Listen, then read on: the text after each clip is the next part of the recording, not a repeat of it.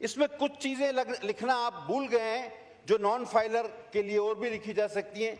ये अपने बच्चों के खतना नहीं करा सकते, और अगर ये रिश्ता मांगेंगे तो इनको कोई रिश्ता नहीं देगा। ये समोसे खरीदेंगे तो साथ में चटनी नहीं मिलेगी, और चलते हुए ये दो पैरों का इस्तेमाल नहीं कर सकते, एक पैर से लंगड़ा के चलेंगे ताकि दूर से पता चले कि ये नॉन फाइलर जा रहा है। तो सर ये तमाम चीजें जो है, ये मैंने आइन के वो आर्टिकल भी बताए जिसके ये खिलाफ है।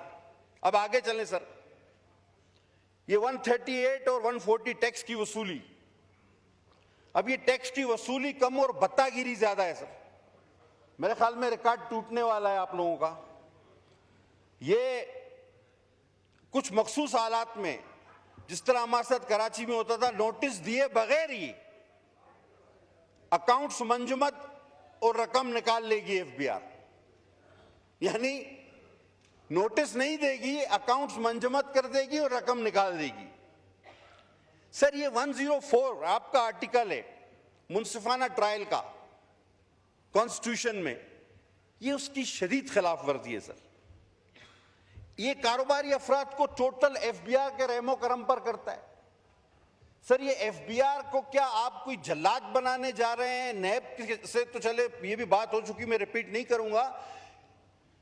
मतलब मुझे समझ में नहीं आ रहा कि ये हुकूमत को किसने मशवरा दिया है। मुझे यकीन है कि इस हुकूमत में इतने काबिल लोग हैं, मेरे बड़े भाई तारड़ साहब की तरह, कि वो ये नहीं कर सकते थे। ये बाबुओं ने कुछ इनको लिख के दिया और उन्होंने पढ़े बगैर ही हमारे सामने इसको रख दिया है। अगर ये इसको पढ़ते तो मैं नहीं समझता कि वो ये बातें यहां लाते।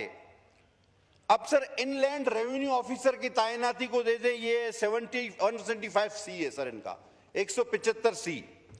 ये कहते हैं किसी भी कारोबारी मकाम पर एक शख्स को एफबीआर जाके खड़ा कर देगा कि देखो ये कारोबार से किस तरह नफा नुकसान हो रहा है। यानी आपके ऑफिस में भी वो आपके सर पे खड़ा हुआ होगा, आपकी फैक्ट्री में भी आप वो तैनात कर सकते हैं, आपकी दुकान पर भी लाके उसको एक कुर्सी दे के बिठा सकते हैं। वो सर इसमें अच्छा हुआ ये नहीं लिख दिया इन्होंने कि बेडरूम में वो देखेगा कि राइट साइड पे इसको सोना है या लेफ्ट साइड पे सोना है, वो भी ये फैसला करे ये आदमी। ये अच्छा हुआ ये इनसे रह गया। सर ये इस किस्म के इकदामात में एक एक करके आपको बता रहा हूं। अब सर सेक्शन 14A(c), ये सर मनकूला और गैर मनकूला जायदाद की मुंतकिली है सर। अब जो शख्स सेल्स टैक्स एक्ट में रजिस्टर्ड नहीं, वो ये सारी चीजें नहीं कर सकता। इसमें टैक्स गुजार को सुनने का कोई हक नहीं, और ये टोटल अफसरान के रहमो करम पे होगा।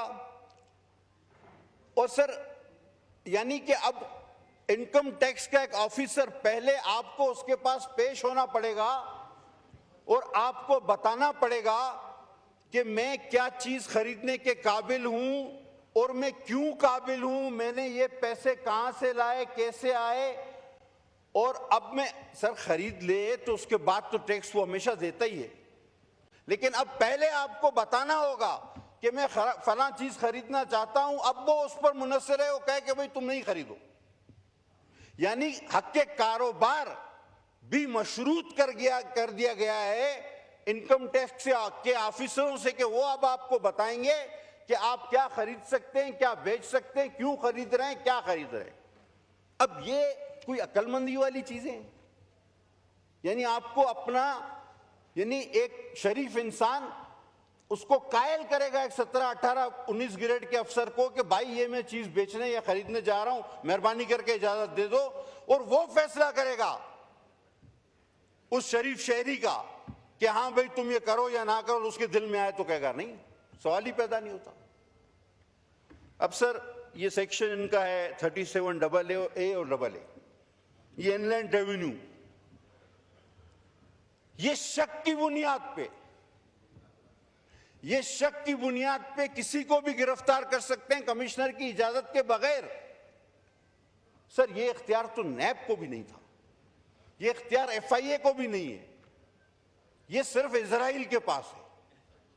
ये इख्तियार अल्लाह ने सिर्फ इजराइल को दिया और अब इन्होंने FBR को दे रही है कि बगैर नोटिस के इजराइल अल्लाह ताला के हुक्म पर जब चाहे किसी की जान ले सकता है। ये इजराइल के बाद ये इख्तियार सिर्फ इनकम टैक्स को दिया जा रहा है। बहरहाल, और उसके गिरफ्तारी के बाद तहकीक होगी कि आया ये शख्स गलत था या सही। अब आपको पकड़ के जूते मारते हुए हथकड़ी लगा के रोड से ले जाएं कमीज उतार के, और 2 घंटे या 4 घंटे दूसरे दिन बाद कहें कि नहीं यार ये शरीफ आदमी था, छोड़ दिया। ये कहां की अक्लमंदी है कि गिरफ्तारी के बाद एक शरीफ इंसान के उसको जो है बेगुनाह करार दिया जाए। ये सेक्शन 37A और AA है, ये पढ़ लेते काश। अब सर ऑडिट फर्म्स का मामला, आखिरी बात इस पर करूंगा, फिर आगे चलता हूं। वैसे तो बहुत सारी बातें हैं सर। ये ऑडिट ओवरसाइट बोर्ड जो होते हैं, ये स्टॉक एक्सचेंज की ऑडिट ओवरसाइट बोर्ड जो है वो खुद अपनी जो है वो इनकी चार्टर्ड अकाउंटेंट जो इंस्टीट्यूट ऑफ चार्टर्ड अकाउंटेंट वो इनका ऑडिट करती है। सर अब एक ऑडिटर पे भी ऑडिटर बिठा दिया है। अब इन्होंने बजाय इंस्टीट्यूट ऑफ चार्टर्ड अकाउंटेंट के ICAP पे ये एक इदारा है उसको ये भेजेंगे और अपनी मर्जी के फैसले कराएंगे। सर आखिर ये सारी चीजें करके ये क्यों समझते हैं कि पाकिस्तान में कारोबार फैलेगा फूलेगा, कोई यहां आकर इन्वेस्टमेंट करेगा? कोई पागल हो गया भाई कि जिसके घर में तुम आदमी खड़ा कर दो, जिसकी दुकान में आदमी खड़ा कर दो, जिसके मकान पे आदमी खड़ा कर दो, जिसकी फैक्ट्री पे आदमी खड़ा कर दो, तुम्हारे पास आके इन्वेस्टमेंट करेगा, कारोबार करेगा। सर ये मुल्क का पट्टा बिठाने वाली बात है। ये पता नहीं किसने इनको बजट लिख के दिया, और इनकम टैक्स को ऑफिसरों को तो मैं कहता हूं इजराइल बना दिया। मैं बार बार कहना चाह रहा हूं।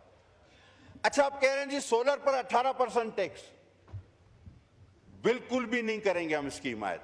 अच्छा कह रहे हैं इंपोर्ट पर 18% टैक्स, आप मुल्क में जो है वो सोलर जो है वो खरीदे। वो भाई आपने मुल्क में इंजीनियर कौन से पैदा किए हैं, वो कौन सा इतना अच्छा सोलर पैनल बना रहे हैं? सर अगर पाकिस्तान में बनने वाला पैनल 5 यूनिट पैदा करता है तो उतने ही पैसे का जो हम बाहर से यूनिट मंगाते हैं वो 100 यूनिट पैदा करता है। आप या तो मुल्क में सोलर की उसी तरह की उस स्टैंडर्ड की मशीन लगाते, इंडस्ट्री लगाते, आप उसी सतह के सोलर पैनल बनाते जिस तरह के चाइना से आते हैं, जापान से आते हैं, जर्मनी से आते हैं। आप उस स्टैंडर्ड को मीट करते नहीं, आपने ये तो किया नहीं। आपका सोलर पैनल जो मुल्क में बन रहा है वो लगता है कि रेडियो है जो कि बजता नहीं है, वो डब्बे की तरह है। वो पुराना रेडियो लगता है जो बजता भी नहीं है, और वो सोलर पैनल इतने जदीद है। अब हम जबरदस्ती ये खरीदें वो खरीदेंगे तो 18% टैक्स लगेगा, और आप फिर कहते हैं कि हम मुल्क को तवानाई के बहरान से निकालना चाह रहे हैं। आप झूठ बोलते, आप चाहते ही नहीं कि ये मुल्क तवानाई के बहरान से निकले।